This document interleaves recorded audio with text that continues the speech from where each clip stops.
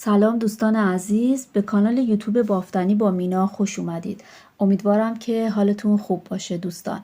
این هفته براتون این مدل رو انتخاب کردم و میخوام توضیح بدم که مدلی هستش که به صورت توری هستش و این رو با نخ آلیزه کتون گلد بافتم که به این صورت در اومده و میتونید برای بافت هایی که مخصوص فصل تابستون هست میتونید از این بافت استفاده بکنید برای لباس های زنونه که بافتمون به این شکل هستش. این هم قسمت پشت کار به این صورت هستش که برای بافت این باید دونه‌ای که سر میندازید دوستان مضربی از عدد 7 باشه. من الان یه نمونه کوچیک سر میندازم و بافت رو براتون توضیح میدم. برای نگاه بکنید این قسمت ها رو ببینید، اینا همین بافت جودونه هستش که الان توی این بافت قشنگ مشخص هستش. ببینید اینا بافت جودونه که یک دونه از زیر یک دونه از رو بافته میشه و رج بعد برعکس میشه، یعنی دونه هایی که زیر هستش رو از رو میبافید، دونه هایی که رو هستش رو باید از زیر ببافید. الان این قسمت ها ببینید، این قسمت ها بافتمون جودونه هست و الان براتون توضیح میدم که این بافتای وسط رو ببینید به صورت زنجیر در اومده به چه شکل هستش. من الان بافتی که میخوام براتون توضیح بدم با این نخ میخوام ببافم، ببینم که این نخ که نازکتر هستش و 100% کتان هستش، ببینیم چه شکلی میشه. بافتش نازکتر باشه ظریفتر در میاد. من الان گفتم مضربی از عدد 7 باید باشه دیگه. 4 هفتا 28 تا 28 تا دونه سر انداختم که 4 تا از این نمونه رو به ما میده و بافتمون رو شروع میکنیم. رج اول که این بافت رو میتونید بدون کش باف هم بافتتون رو ببافید. رج اول دونه اول رو میبافم از زیر به این صورت. دونه دوم رو از زیر میبافم زیر، بعد یک دونه رو، یک دونه زیر، یک دونه رو. اینجا 5 تا دونه هستش و بعد دو تا یکی میکنم. ببینید این سمت بر دو تا یکیامون رو از این جهت باید انجام بدید. از این سمت دو تا یکی میکنم و بعد 2 بار نخ رو روی میل میپیچم. ببینید به این شکل، 1 بار، بعد 2 بار و بعد یه 2 تا یکی ساده این سمت انجام میدم. خب الان 2 تا یکی که انجام دادم زیر دیگه. دونه بعد رو از رو میبافم، بعد یک دونه از زیر، یک دونه از رو. بعد دوباره باید 2 تا یکی بکنیم از این سمت. ببینید 2 تا یکی اینور میکنم و 2 بار نخ رو روی میل میپیچم. 2 تا یکی ساده انجام میدم. خب این زیر، این میشه رو، زیر، رو. دوباره تکرار میکنم. 2 تا یکی میکنم از این سمت. 2 بار نخ رو روی میل میپیچم و یه 2 تا یکی هم این قسمت انجام میدم به شکل ساده، جهتش تغییر نمیدم و بعد این رو زیر در نظر میگیرم، رو، زیر، رو، زیر و دونه آخر رو هم از زیر میبافم. این رج اول. این مدل کلا از 2 رج تشکیل شده که رج اول رو براتون توضیح دادم و الان رج دوم رو میگم، بعد دیگه بعد تکرار بکنید این 2 رج رو. رج دوم به این صورت هستش که دونه هایی که زیر میبینید رو باید از رو ببافید و دونه های رو از زیر ببافید و این 2 تا دونه ای که اون قسمت روی میل انداخته بودید، این دوتا رو باید اولی رو از رو ببافید، دومی رو از زیر. خب دونه اول رو در میارم،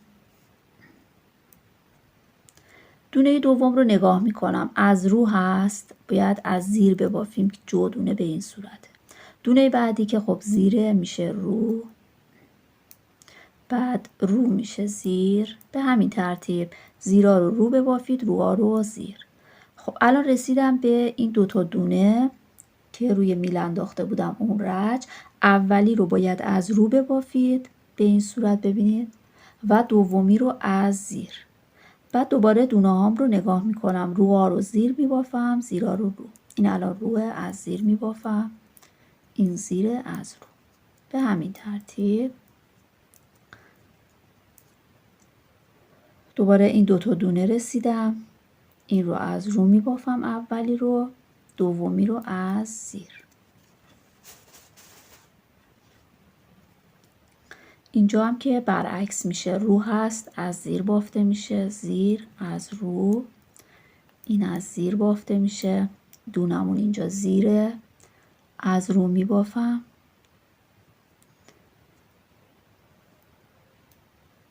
این رو از رو میبافم، این رو از زیر میبافم. رسیدم به این دوتا، اولی رو از رو، دومی رو از زیر و بعد اینا رو هم جابجا میکنم. رو، این از زیر بافته میشه، این زیره، باید از رو ببافم. به همین ترتیب دونه آخر رو هم از زیر میبافم. الان دورجمون کامل شد، به این شکل در اومده و بعد دوباره باید تکرار بکنیم دورج رو. حالا یک بار دیگه من براتون میبافم، دوباره از رج اول تکرار میکنیم. دونه اول رو در میارم.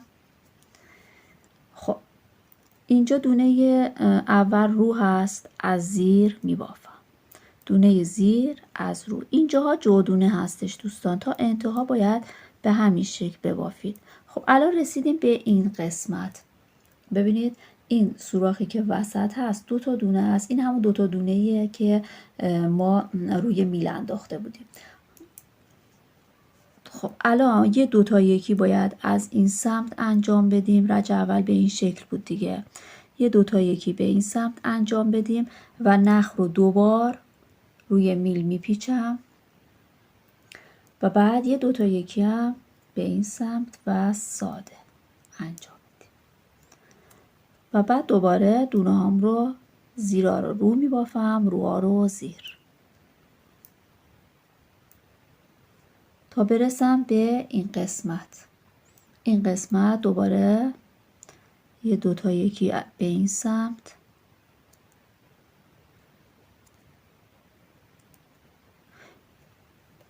به این سمت یه دوتا یکی میکنم،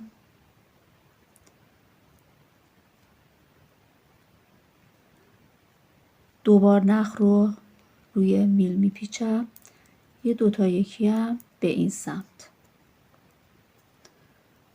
به این سمت. دوباره بافتم رو ادامه میدم، دونه زیر هست، از رو میبافم، رو از زیر، این رو از رو. دوباره رسیدم به این قسمت وسط. این رو برای اینکه بتونید راحت تر ببافید میتونید یه ذره اینطوری گشادش بکنید و دوتا یکی بکنید. دوبار نخ رو روی میل میپیچم، یه دوتا یکی هم این سمت و بعد دوباره اینجا زیر هست، از رو میبافم، رو از زیر میبافم، زیر رو از رو، اینو از زیر، دونه آخر رو هم از زیر میبافم. بافتمون به این شکل. هرچی که نختون ظریف‌تر باشه کارمون قشنگ‌تر در میاد برای این بافت. رج دوم گفتیم که همه دونه ها به صورت جودونه بافته میشه، زیرا رو زیر، به غیر از اون دوتا دونه وسط که اولی از رو بافته میشه و دومی از زیر. الان همه اینا رو برعکسش رو میبافم، این رو از زیر بافته میشه. رسیدم به این دوتا دونه، اولی رو از رو میبافم، دومی رو از زیر. به این شکل که میبافیم نگاه کنید این قسمت به صورت زنجیر در میاد، پیچیده میشه نخواه. خب الان این رو هست، باید از زیر ببافم، این زیر از رو، این از زیر، این از رو، این رو از زیر بافته میشه. به این قسمت رسیدم، اینو از رو میبافم، این رو از زیر. این دونه از رو هست، از زیر بافته میشه. این از رو بافته میشه، این از زیر، این از رو، زیر. رسیدم به این دوتا، اولی رو از رو میبافم، دومی رو از زیر. این از رو، زیر میبافم، زیر رو میبافم، به همین ترتیب زیر، رو، زیر و دونه آخر از زیر. خب دوباره باید رجامون رو تکرار بکنیم. به این شکل در میاد. من یه چند رجی به همین صورت میبافم که ببینید با این نخم به چه شکل در میاد. من این رو یه چند رجی بافتم رو ادامه دادم. ببینید به این شکل در میاد این بافت. پس حواستون باشه که این بافت ما جودونه هستش، این قسمت ها، یعنی اینکه زیر رو ببافید، رو رو زیر و رج بعد هی برعکس که بکنید به این شکل در میاد. دوستان بافت ما به انتها رسید. امیدوارم که شما هم ببافید و لذت ببرید. اگر خوشتون اومد عضو کانال بشید و من رو با لایک و کامنت همراهی کنید. ممنون از همه شما دوستان. امیدوارم که همیشه شاد و سلامت باشید. خدا نگهدار.